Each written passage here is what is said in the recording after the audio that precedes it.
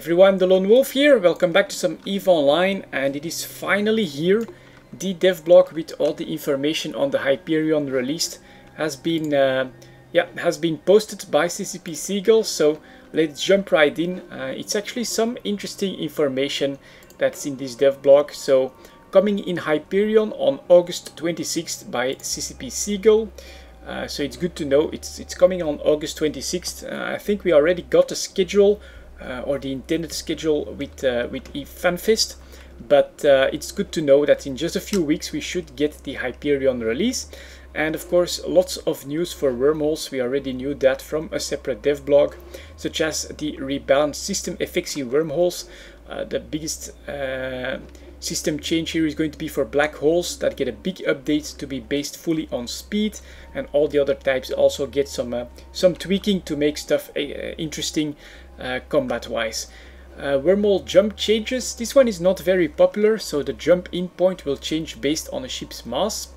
Another change is that signatures for wormhole exits will no longer appear before a ship jumps through. So just warping to a wormhole, to a static, will not spawn the exit on the other side. There will also be more wormholes connecting across wormhole space. There will also be a second wormhole static inside class for wormholes. One of my viewers did post that they don't see why people would want to live in a C4 with that. Well, if you're a PvE kind of guy, you won't like the C4 wormhole, but if you're a PvP alliance that or corporation that likes to go out and hunt other people's wormholes, this could actually be pretty damn interesting.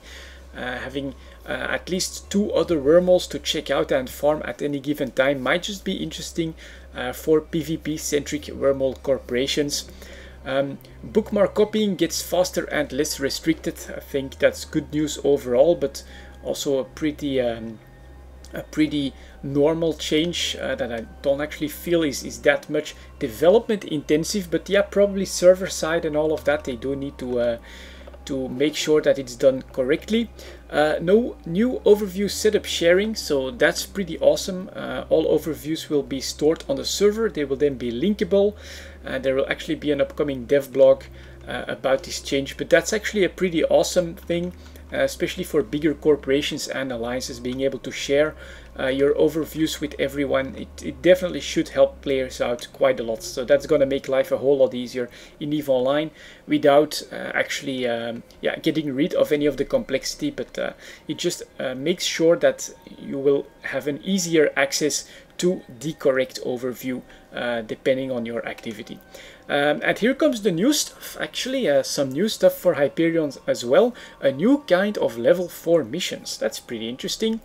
Take on a single powerful enemy using fitting skills and combat tactics in a new optional level 4 mission for frigate-sized ships that will be available from all security agents in Empire space.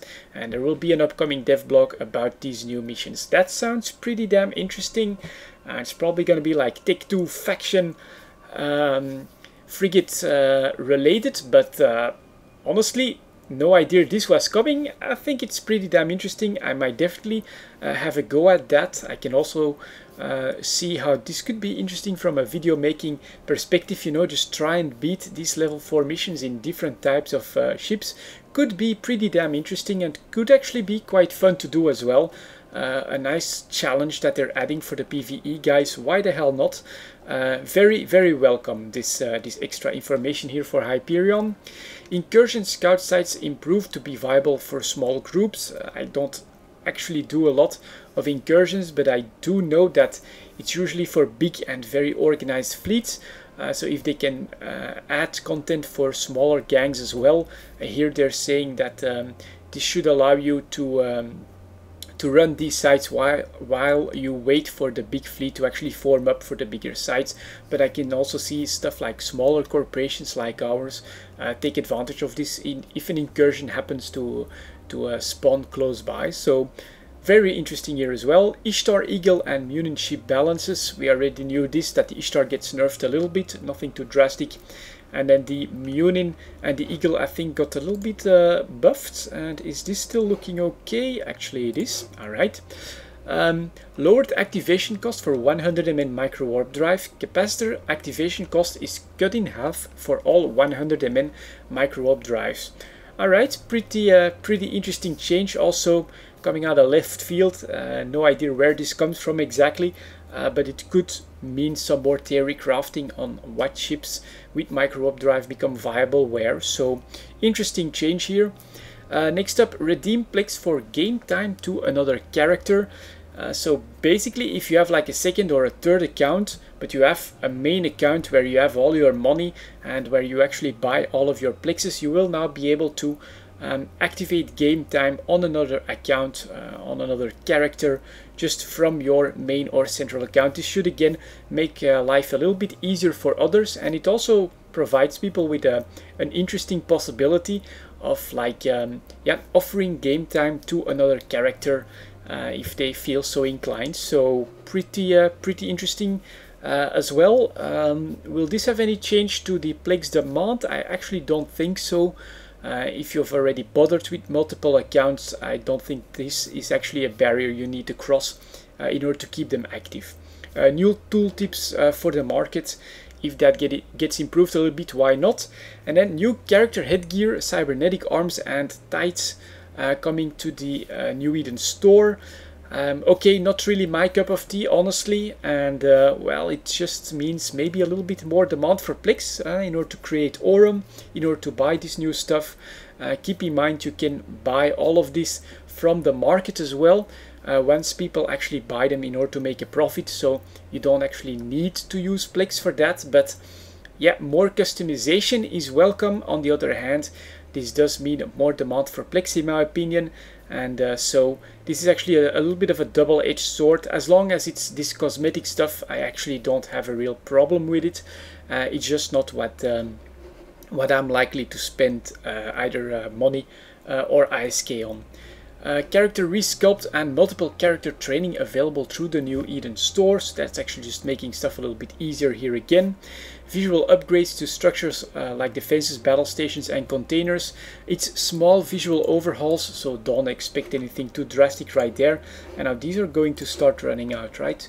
At 66,000 we are down to, yep, that should be done, which means I can start mining to other asteroids, and then we can check out the rest of this. So yeah, character resculpt and multi-character training available through the New Eden store.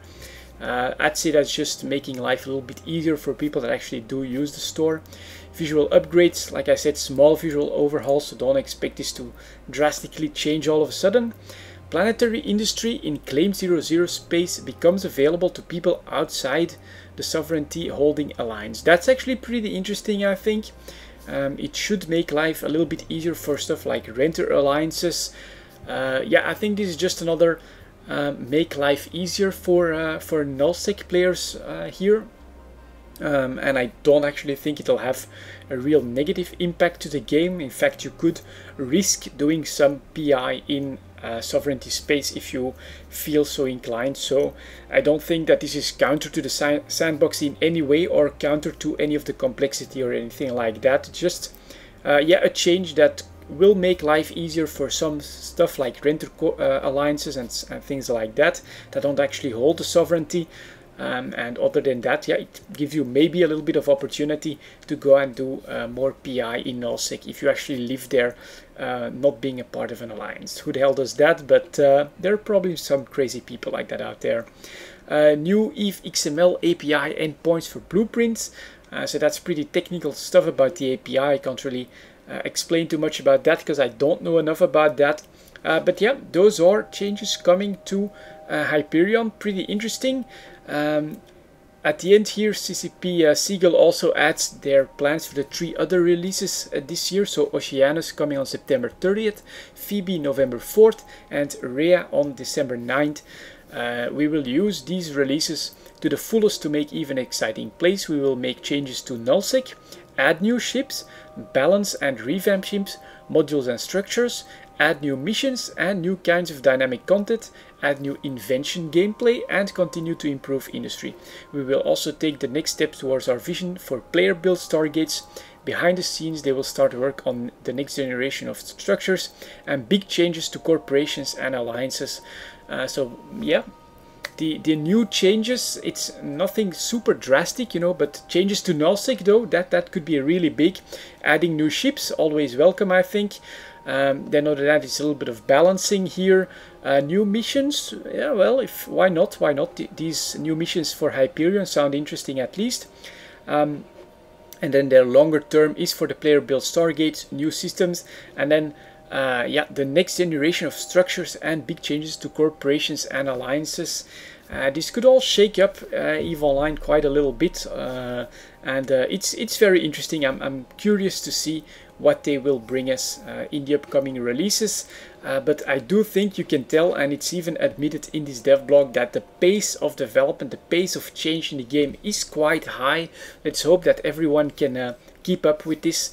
But Hyperion, alright, some very interesting new little things here as well, and those new level 4 missions, I am intrigued. I really am intrigued. Anyways, that's it for this video then, guys. Before I leave you, just maybe a little bit of a spoiler, but I really, well, actually might want to recall my drones here as well first. So let's bring these guys in here, and then let me show you our new location, because I actually really love it, and I want to show it to you guys. So here we go, let's warp back to the POS to end the video here. Come on, it's got pretty heavy in the ass here, my Machina, but here we go. And maybe try not to show explicitly which planet it is I'm on this time, but I don't think we're in that much of a danger anymore. There's actually 2 other small bosses in the system now, so if you'd go for anything, it's probably those guys first. And here we are. Warping in, and welcome home. Look at that, I love this location. Here we have the POS, then the moon and the planet in the background there. Pretty damn cool, and this is our new setup. More about that in upcoming videos. Thank you very much for watching. I'll see you all next time.